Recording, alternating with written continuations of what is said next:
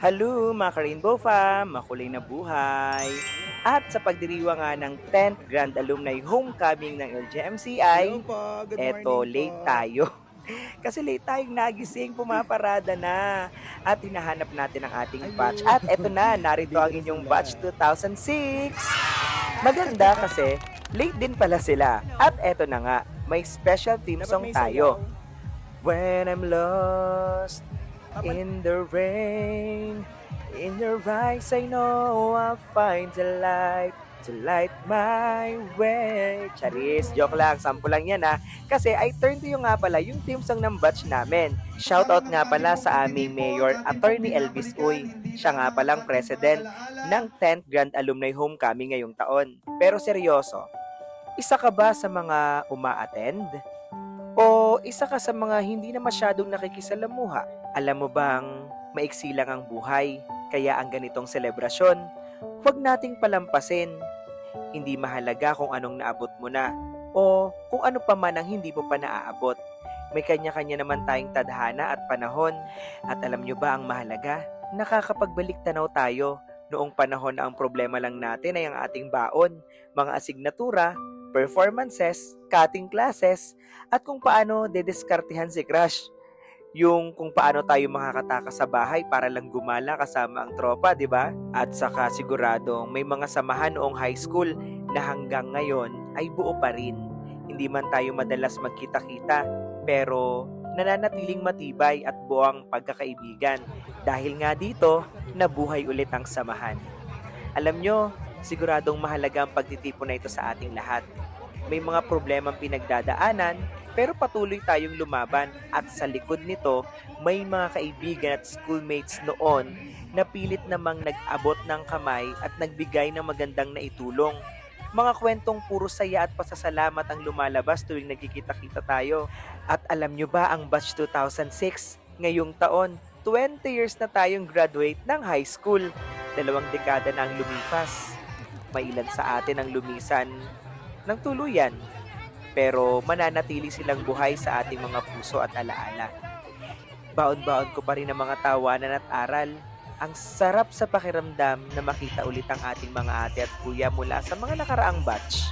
At syempre, ang ating mga bebe o mga bunso na dumaan sa ating mga buhay. At bago ko makalimutan, hayaan yung pasalamatan ko ang batch 1996, 1997 at 1998 sa bonggang pag-host ngayong taon. Grabe, taon-taon pasaya ng pasaya. At syempre, salamat sa mga batchmates ko na nagbigay ng suporta financially. Kahit nasa malayo at hindi sila makakadalo, pero nagpaabot pa rin ng tulong. Malaking bagay ito para sa atin. At dahil hindi kompleto ang selebrasyon kung walang samahan, susundan natin ito ng reunion ng ating minamahal na batch 2006 at ibang batch na rin.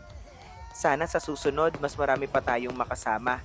At sana maintindihan natin na ang layunin ng pagtitipon na ito ay simple lang.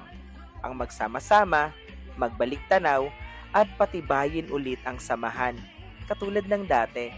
Kaya naman ngayon, silipin pa natin ang masasayang kaganapan ng selebrasyon na ito.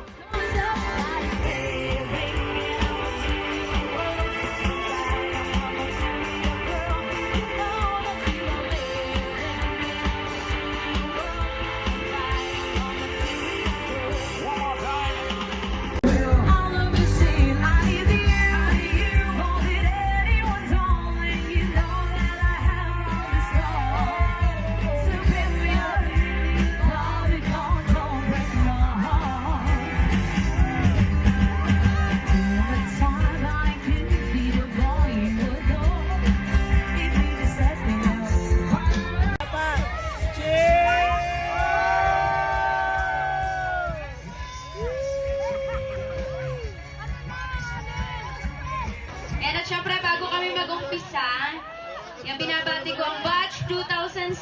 Ayan, 20 years na sila. At syempre sa ating ka-Rainbow Farm. Malapit ka na.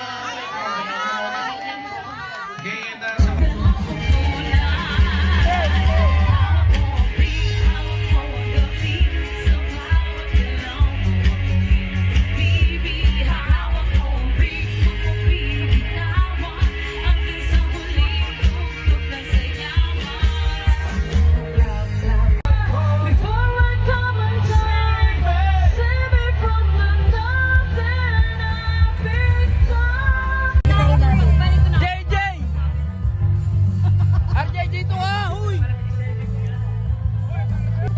Kamukha daw ka.